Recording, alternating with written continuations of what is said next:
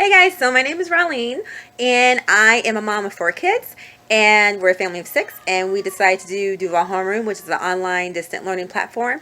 So I know there's been pretty crazy lately, with all the education, different choices and options. But for those who did choose online distant learning, I do have maybe a few tips. These are just my personal tips. This is not mandatory required, but just a couple of things that I've done at my home to try to make this transition as easy as possible. My kids are loud. So I'm going to go through quickly a few of those tips, and if they can help you out, great. If they don't, swipe left, but hopefully it'll help you out. All 4 of my kids are doing Duval Homeroom, which is an online distant learning platform. So with that being said, I thought there were a couple of essential tools or equipment that I think that everybody who probably is doing online distant learning should have or should have on standby. Or here we have our mouse. So most people probably have the wireless mouse, which is pretty cool. So that way it can be connected to your laptop without using a wire. Then we also have the old school mouse, which I still have and I still love because sometimes these act kind of screwy. You can always rely on your wired mouse. Next, we have headphones. So I have a student who's going to be in elementary, 3rd grade. So I find that these are more comfortable for him and they seem to be a little bit louder. So I like to have the ones that are like this. You can get them at Walmart, Family Dollar. They're a little bit more expensive than the regular little earbuds that go in your ear. But these will work really good, I think, for elementary kids. Then I have these for my older kids. I have 3 high schoolers. These are earbuds, but they also have the mic. So you can get regular earbuds without a mic. You can actually get those for $1 at Dollar Tree, or you can get a little bit more expensive ones for $3, $4, $5 at Family Dollar, Walmart. But if you get the ones with the mic, they're typically going to be at least $7, $8, $9. So that's pretty cool. So in case your laptop doesn't have a microphone availability, then you can actually get the earbuds that have the mic. Okay. Lastly is my portable camera, webcam. So this is a super old version. I had this a long time ago, and most of the laptops have cameras on them. I do have one student who the laptop works fine. It's just the webcam part of it does not work, or the camera part does not work. So we use this, and this actually has a mic and camera with it. So once you plug this into the USB port, click a few buttons, and boom, boom, boom, you got your camera all set and ready to go. Yay! So we typically stock up on water. Again, this is a house of 6. So we go to Sam's Club because that's the best price that we can get, and we can get 40 bottles of water.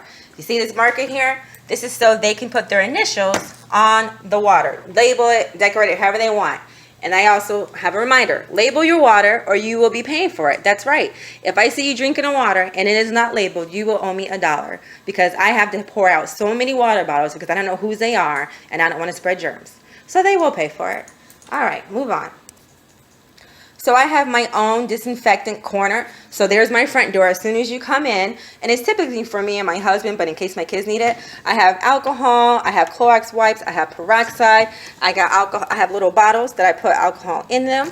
I have sanitizer, I have Lysol spray, I have regular wipes, and I have alcohol wipes. So just during the past couple of months, I just kind of stocked up on it. Every now and then when I go out somewhere, I always just look for alcohol, or I always look for Lysol or wipes or whatever. And I also have some gloves here. Masks are here.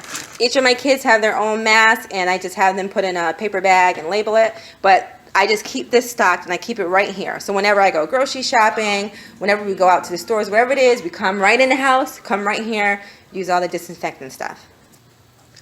So as I said, I have 4 kids, so they are trying to make me broke because they eat everything. So this is something I used at the end of the last quarter last year. They're used to having a scheduled eating pattern. They get to school, they have to eat at a certain time breakfast, they have to eat a certain time at lunch. So I pretty much just duplicated that in our home. I called it Sullivan Quarantine Dining. I'm gonna keep it here. All meals come with water as a beverage. Initial tops. Again, reinforcement, people. Okay. So we've got breakfast. I have times, and that could change because I don't know what really the schedule might be, but I have a list of options they can do for breakfast, and for the most part, my youngest is 8 years old, so I try to do things that he can't even do himself. They got a choice of snack after breakfast. Then comes lunch. Again, a choice, variety of lunch snacks that most of them can do and make on their own. Then again, they can have a snack if they want to right after that. And then dinner. So for the most part, I'm pretty much responsible for dinner unless I cook a really big meal which has leftovers, and then at least that's dinner for 2 days, and I even put that, or leftover dinner. All right, and then I reinforce what time is bedtime with a picture. All this visual. There should be no miscommunication. But again, you can make this your own, of course, obviously. But I try to get things that are easy to grab. I try to get things that, especially like you can find at Sam's or any big store where you can get a whole big bunch of it. There's 4 kids here, so I try not to just get something that would only last a couple of days. I try to get something that lasts a whole week. All right, and I put times. Okay, they have times they have to eat these things, because if not, they'll eat breakfast and they'll try to skip everything, and then by dinner, you know, they're starving, and it doesn't make sense to do that. All right. I should have showed you this earlier, so next to my disinfectant and stuff spray are my library books. We do have some libraries here in Jacksonville that are still open. This is mainly for my elementary son.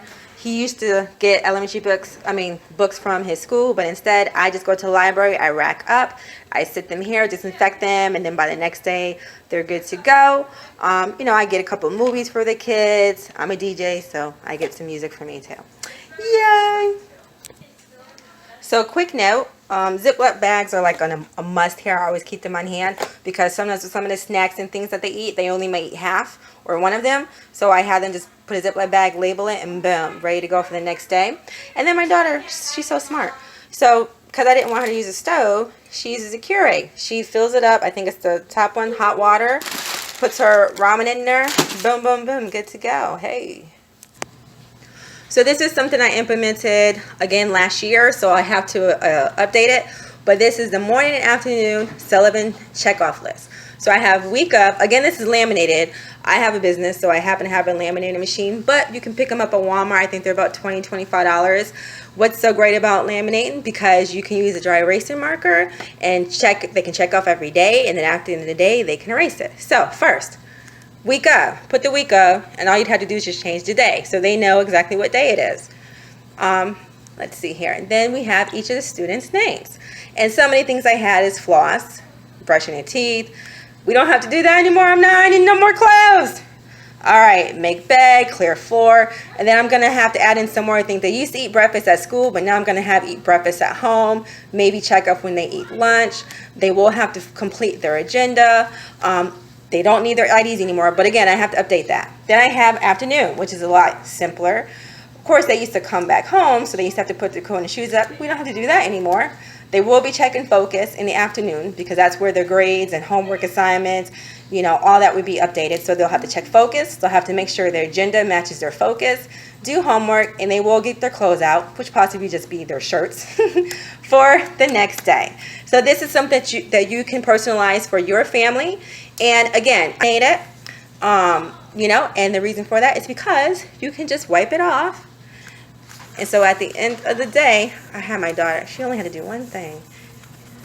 That's oh my gosh. Never mind. And then like I mentioned before, agendas. Each of the kids will have agendas. These were previous ones that they got from their school. So the school maybe provide agendas. I'm not sure. You might have to call them up. But it's pretty good. It's like their own calendar. They can put their homework in there. If there's a test coming up, I tell them to put the day of the test, so that way I can make sure they're studying before that. And then if their school does not provide agendas, they actually have these little cute calendar thingies at Dollar Tree. That's where I actually used to get them from. You just ask and look around. But if I get one today, then I will show you what they look like. But these are pretty much essential, I think, when you're doing any type of schoolwork. Agenda. Let the kids put their homework in there, their assignments, project due dates, everything in this thing. And at the end of the day, I open it up, I look at the date, I check it, I ask them if they did the homework, boom, bada bang, all done. All right, update. I just went to the Dollar Tree. So these are, let me get my feet out of the way. These are $1.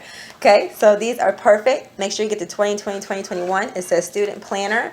They have different kinds, but look how big. So they have plenty of space to write their agenda, their homework. So awesome. So check around because I kind of had to fish through, and then they actually have the calendar here. So here's another one just like that. I went ahead and got 4. They actually have these little caddies, which I thought was perfect. So I just kind of filled one up. So it has everything the kid needs. Even has the flash drive that they seem to always lose some kind of way. You know, you can get the mini stapler. I got the big stapler, but just set that up for them. Have it right there. Boom, set, ready to go. What else did I get from the Dollar Tree? Some Play-Doh, because I think this is a good stress releaser. I like to play with it, but the kids do too. And always good to have a deck of cards. What is that? A marker. So with us doing Wi-Fi, it's important that we have a good Wi-Fi strength and connection. So I'm actually going to set up my kids close to my modem. So this room has my modem. I actually have a table right behind me where some kids can go. There's a computer right here where my kids can be at. Printer and everything is all there, all close to the modem, because again, this is wireless stuff. But the room next door is where I'm going to have other kids. I have a bar here, so I try to keep the space open so that way the Wi-Fi strength can be as strong as it can be. And I'm going to show you a little bit later how to test the strength of the Wi-Fi. So for those who may not know where their best spot for the Wi-Fi in the house is, you can do a internet speed test. AT&T offers it. I don't know if you can see or not, but you just go to att.com/support/speed test and you, especially if you have a portable laptop, you just go to different areas in your house and you check the speed of it. So I had already done that, and closest to the modem has the strongest download rate, upload rate. Also, there are things in your house that may be connected to the Wi-Fi that is pulling from it, and you may not know. So if you log onto your AT&T account or whatever your internet provider service account is, you can actually usually look up and see what is connected. So while my kids are at school, I realize that even if my smart TVs are off, they're still pulling from the Wi-Fi. I literally have to disconnect the Wi-Fi from the TV in order for the Wi-Fi to completely stop. So I'm not going to be watching TV. The kids won't be watching TV. They'll be doing their schoolwork. So for sure, the TV in the living room, I will be disconnecting from the internet completely. And it really frees up a whole chunk of Wi-Fi usage for the kids. So it is important to know what your internet data plan is. For instance, because I know all of my kids are going to be doing online distance learning, I do have a unlimited data plan, which means that we can use unlimited data or Wi-Fi without there being an extra charge. It's just like a 1 fee per month. But some people may have a limit, might be like 3 gigabytes or 5 gigabytes, 10 gigabytes, whatever it is. But it's good to know what it is. And if you do have a limit, make sure you are monitoring that, because the fees that you can obtain from going over your limit is ridiculous. Know your phone hotspot plan. So if you do lose Wi-Fi, let's say lights go out, thunderstorm, whatever it is, you may be able to pick up a hotspot through your phone. Some may charge a fee for that, so it's good to know that. Or your school might provide a hotspot for free if you don't have Wi-Fi service, or if you maybe just need hotspot. Additional devices you can get that may help strengthen a Wi-Fi connection. I'm not going to vouch for anything because I don't have anything, but I do know that there are certain devices. AT&T provides some. You may be able to get some from Best Buy or Walmart, but they're pieces of electronic equipment or devices that you can put in your home, especially if you have a big home or a home that might have add-ins or add-ons that have cement or something that may block the Wi-Fi connection. Is other devices that you can put in your home that can strengthen that Wi-Fi connection, and you can place it like maybe one on the first floor versus second floor. I have a long hallway, so if the kids ever decide to do something down the hallway, I can connect that other device over there. So it's good to look into that as well. So the closer your electronic devices are to your modem, the stronger your strength of your Wi-Fi connection will be. So if you can have your kids in the same room with the modem, that's always going to be best. Next best actually be closest. And then just try to keep like microwaves, concrete, anything like that from obstructing that pathway or that connection to your Wi-Fi. So I know, especially for people who have chosen online distant learning, it's sometimes hard to obtain information about their student, school information, everything. So these are a couple pages that I find online that seem to help. So obviously the school website is good to know. It's good to look at that maybe daily or every other day. They update a lot of stuff on there. The school usually also has their own Facebook page. That is a good source of information, as well as the school's PTA Facebook page. PTA is loaded with information. They usually have a good rapport with the administration. So it's also good to like and, on a daily basis, look up the school PTA Facebook page. And also join PTA. And then Duval County Public Schools Facebook page, that is the official school that is here in Duval County, DCPS. They have a Facebook page as well, which is also loaded with information. And of course, you can go to the Duval County Public Schools website as well. Yay.